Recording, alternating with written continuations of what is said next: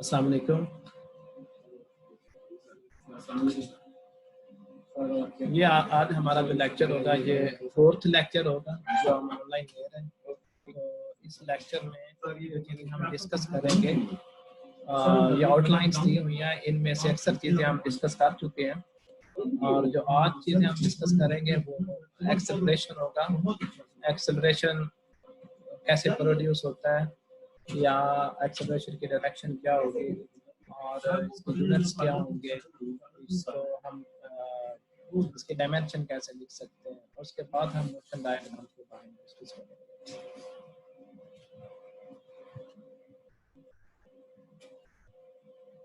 अच्छा, एक्सेलरेशन को डिफाइन कैसे करते हैं? ये है कि द एवरेज एक्सेलरेशन को ये ax एवरेज से रिप्रेजेंट किया हुआ the particle is defined as the change in velocity को डेल्टा x से रिप्रेजेंट किया हुआ है। तो अगर बॉडीज सिर्फ अलोंग एक्स एक्सिस मूव कर रही हो तो हम इसके वेलोसिटी को, इसके एवरेज वेलोसिटी को हम रिप्रेजेंट करेंगे vx से और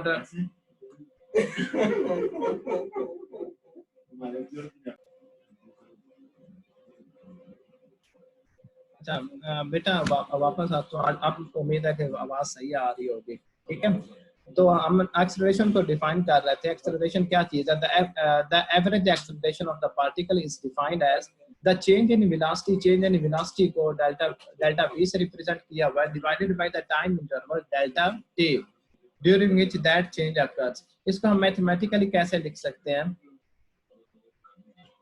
मैथमेटिकली हम इसे लिख सकते हैं a is represented by delta vx over delta t और डेल्टा वी एक्स जो है ये चेंज इन वेलोसिटी है। चेंज इन वेलोसिटी को कैसे एक्सप्लेन किया जा सकता है? वी एक्स एफ, वी के साथ सबस्क्रिप्ट में जो एक्स लिखा हुआ है, ये एक्स का मतलब है कि जो बॉडी मूव कर रही है वो अलोंग एक्स एक्सिस मूव कर रही है, माइनस वी एक्स आई यानी final velocity minus initial velocity divided by change in time, यानी ये वेलोसिटी में जो चेंज आई है वो कितने टाइम ड्यूरेशन में आई है, उससे डिवाइड करने से हमारे पास एक्सेलरेशन की वैल्यू आ जाती है।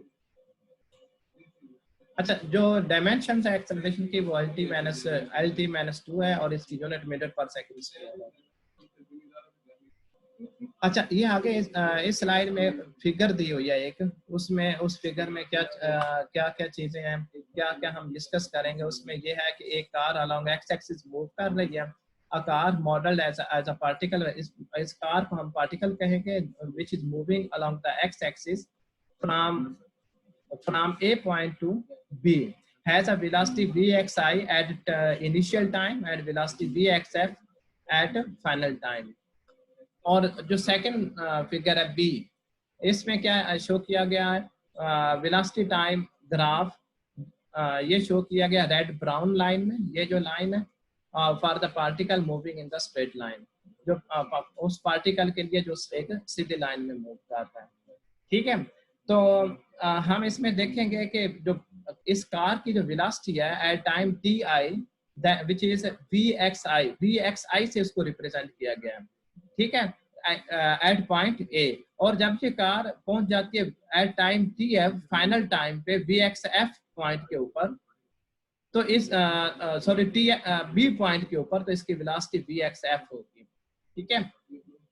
अब ये सेकंड फिगर की तरफ आते हैं। सेकंड फिगर में क्या बताया हुआ है कि जिस तरह पहले हमने पढ़ा था डिस्प्लेसमेंट वर्सेस टाइम ग्राफ हमने पढ़ा था, वहां से हमने वेलोसिटी कैलकुलेट की थी, ठीक है? जो कर्व हमारे पास आती थी वहां पे हम एक टेंजेंट ड्रा कर लेते थे, उस टेंजेंट का स्लोप लेते थे तो हमारे पास वेलोसिटी आ जाती थी। अब ये जो ग्राफ है, ये जो रेड ब्राउन लाइन है, ये वेलोसिटी टाइम ग्राफ को रिप्रेजेंट कर रही है। Velocity time graph, the slope of the green line is the instantaneous acceleration of the car at point B.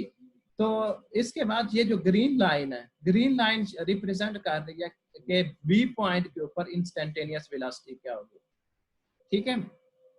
अब इस जो वेलोसिटी टाइम ग्राफ है, इसके ऊपर दो स्लोप लिए हुए हैं। एक स्लोप है ये जो ब्लू लाइन है, ब्लू लाइन से रिप्रेजेंट किया हुआ गया है। The slope of the blue line connecting A and B is the average acceleration of the car during the time interval delta T. Delta T क्या चीज है? Final time minus initial time. अब इस tangent के ऊपर, इस tangent का जब हम स्लोप लेंगे तो ये हमें देगा एवरेज एक्सेलरेशन देगा। एवरेज एक्सेलरेशन क्यों देगा? क्योंकि इसमें जितनी एवरेज वेलोसिटी पहले हमने फाइंड की है। एवरेज वेलोसिटी क्या, किन दो पॉइंट्स के बीच में, ए और बी पॉइंट के बीच में जो एवरेज वेलोसिटी थी वो हमने फाइंड की है। ठीक है, अब इस एवरेज वेलोसिटी का जब हम टाइम डेरिवेटिव लेंगे तो हमारे पास एवरेज एक्सेलरेशन आ जाएगा। हाँ, अगर किसी भी लम्हे एक बहुत ही छोटे टाइम इंटरवल में जब डेल्टा टी जो टाइम इंटरवल अप्रोच कर रहा हो जीरो को, तो ऐसी टेंजन लाइन का अगर स्लोप लें तो हमारे पास इंस्टेंटेनियस एक्सेलरेशन। अच्छा, इंस्टेंटेनियस एक्सेलरेशन एज द क्या चीज है? As the limit of the average acceleration as delta T approaches to zero. अगर डेल्टा टी अप्रोच कर रहा हो जीरो को तो हम इसको एवरेज एक्सेलरेशन कहते हैं, इंस्टेंटेनियस एक्सेलरेशन कहते हैं। इंस्टेंटेनियस एक्सेलरेशन को हम कैसे रिप्रेजेंट करते हैं mathematically? ax is represented by limit delta t approaches to zero delta vx over delta t। इसको हम डेरिवेटिव की फॉर्म में भी लिख सकते हैं dvx over dt। बेटा यहाँ पे मैं फिर आपको रिमाइंड करवाना चाहता हूँ, ये जो वेलोसिटी के सबस्क्रिप्ट में x लिखा हुआ है, ये शो कर रहा है कि जो पार्टिकल मूव कर रहा है, पार्टिकल यहाँ पे क्या है, जो हमने कार को कंसीडर किया कि वो हमारा एक पार्टिकल है। ठीक है, वो अलोंग एक्स एक्सिस मूव करता है। अच्छा, इस चैप्टर में या इस बुक में जब भी हम एक्सेलरेशन, सिंपल एक्सेलरेशन की बात करेंगे तो ये हमारे ज़हन में होगा कि हम इंस्टेंटेनियस एक्सेलरेशन की बात कर रहे हैं। जब भी मैं एवरेज एक्सेलरेशन की बात करूंगा तो फिर मैं वाज़े करूंगा कि ये हम जो कंसीडर कर रहे हैं एवरेज एक्सेलरेशन कंसीडर कर रहे हैं। अब हमें ये देखना होगा कि एक्सेलरेशन टाइम ग्राफ और वेलोसिटी टाइम ग्राफ में रिलेशनशिप क्या है। इनका रिलेशनशिप स्टडी करेंगे हम इस फिगर से। ये फिगर क्या चीज है? जो फिगर ए है, the velocity time graph for a particle moving along the x axis. ये वेलोसिटी टाइम ग्राफ है एक पार्टिकल का या उसी कार का ही समझे जो along the x axis move कर रही है। इस फिगर में देखें, ये वाई एक्सिस के ऊपर vx दिया हुआ है और हॉरिजॉन्टल एक्सिस पे टाइम लिया हुआ है और डिफरेंट टाइम्स के ऊपर उसकी वेलोसिटी की वैल्यू दी हुई है। अच्छा, अगर किसी भी टाइम के ऊपर हमें वेलोसिटी की वैल्यू का पता हो और वो जो वेलोसिटी उसने अटेन की हो, कितने टाइम ड्यूरेशन में वो वेलोसिटी में चेंज आ रही हो, तो वो वहां से हम कैलकुलेट कर सकते हैं उस लम्हे या उस मोमेंट के ऊपर acceleration की value। The acceleration at any time equals the slope of the line tangent to the curve of vx versus time at that time। ठीक है, तो हम किसी भी लम्हे, किसी भी इंस्टेंट के ऊपर अगर हम इस कर्व के ऊपर टेंजेंट ड्रा करें और फिर उस टेंजेंट का स्लोप लें, तो वो स्लोप हमें उस इंस्टेंट के ऊपर एक्सेलरेशन की वैल्यू देगा।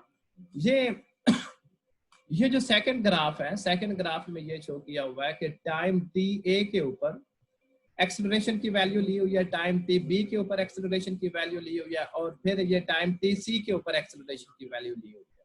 ठीक है, यानी ये जो ए ग्राफ है, ए ग्राफ से पे डिफरेंट हमने पॉइंट्स लिए और उन पॉइंट्स के ऊपर टाइम की वैल्यू का हमें पता है।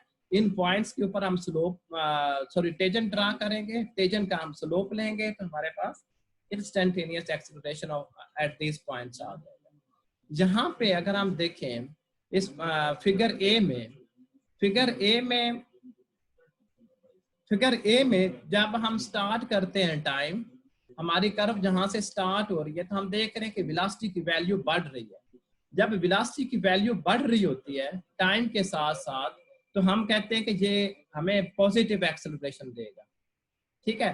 पॉजिटिव पॉजिटिव एक्सेलरेशन इंक्रीज होता जाएगा टी ए पॉइंट तक, यानी ये ज्यादा स्टीप लाइन है। ये स्टीप लाइन होने का मतलब ये कि यहाँ पे स्लोप की वैल्यू ज्यादा है। जब स्लोप की वैल्यू ज्यादा है ए पॉइंट के ऊपर, तो हमें मैक्सिमम एक्सेलरेशन मिल गया ए पॉइंट के ऊपर, ठीक है। और उसके बाद जो वेलोसिटी में जो इंक्रीज हो रही है, लेकिन ये जो इंक्रीज है ये स्लो इंक्रीज है। स्लो इंक्रीज की वजह से जो स्लो इंक्रीज की वजह से एक्सेलरेशन की जो वैल्यू है वो डिक्रीज होना शुरू हो जाएगी, ठीक है। उसके बाद नेगेटिव एक्सेलरेशन की हम तरफ चले जाएंगे। बी पॉइंट के बाद देखिए वेलोसिटी कम होना शुरू हो गई है टाइम के साथ साथ।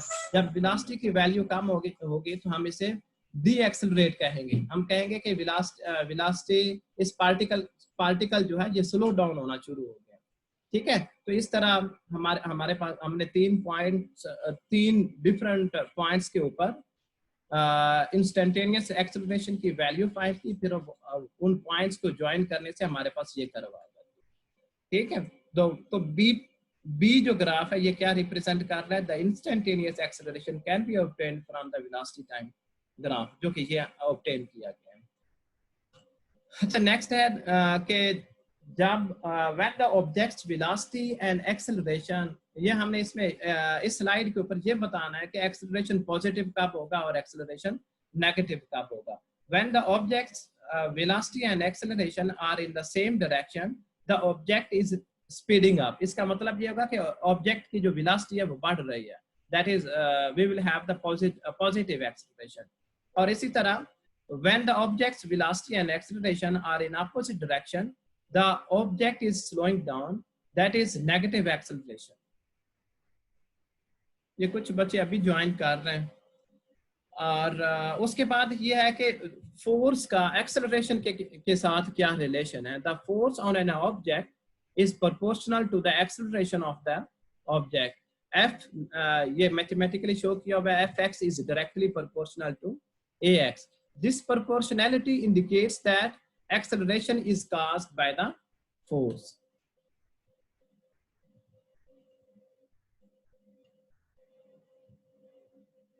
Next key है कि it is very useful to equate the direction of the acceleration to the direction of a force, because it is easier from our everyday experience to think about what effect a force will have on an object than to think only in terms of the direction of the acceleration.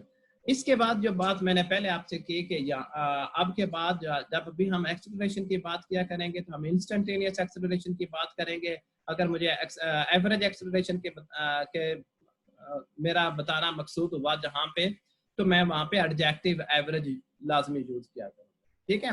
Because Vx is equal to dx over dt, the acceleration can also be written as, तो acceleration को फिर हम इस तरह भी represent कर सकते हैं, चूंकि जो ax है ये इक्वल होता है vx over dt, और तो vx को हम लिख सकते हैं dx over dt, तो ये आ जाएगा हमारे पास d square x over dt square.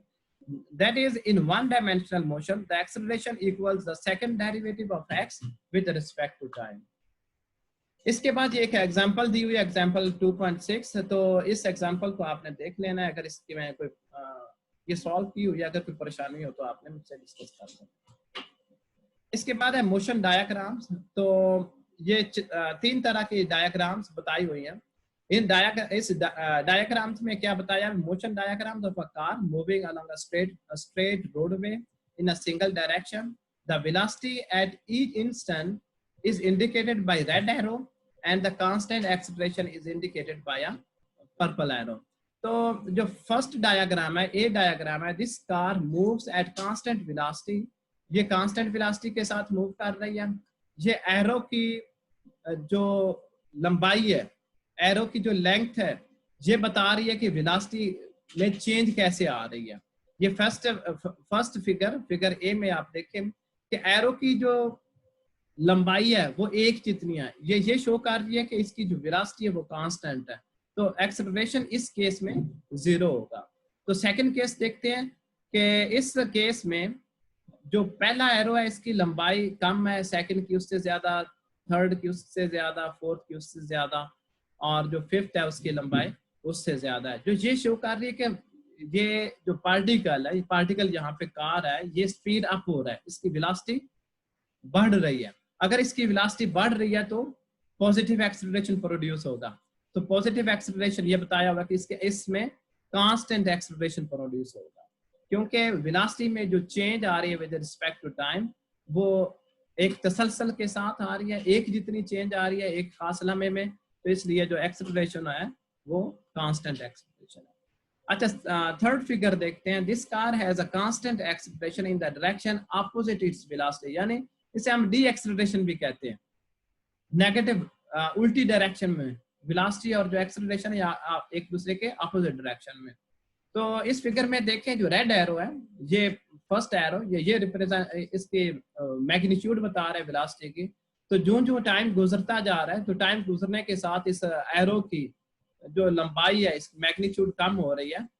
इसकी लंबाई कम होने का मतलब है वेलोसिटी कम हो रही है और जो ये पार्टिकल है ये स्लो डाउन होता जा रहा है और आखिरकार ये रुक जाएगा। तो यहाँ पे हम देखें क्योंकि ये वेलोसिटी कम हो रही है जिसकी वजह से जो एक्सेलरेशन है ये अपोजिट डायरेक्शन में शुरू होगा। ठीक है, तो इसके बाद जो है नेक्स्ट हम अगले लेक्चर में डिस्कस करेंगे। तो थैंक यू वेरी मच। यहाँ तक अगर किसी बच्चे के ज़हन में कोई क्वेश्चन है तो प्लीज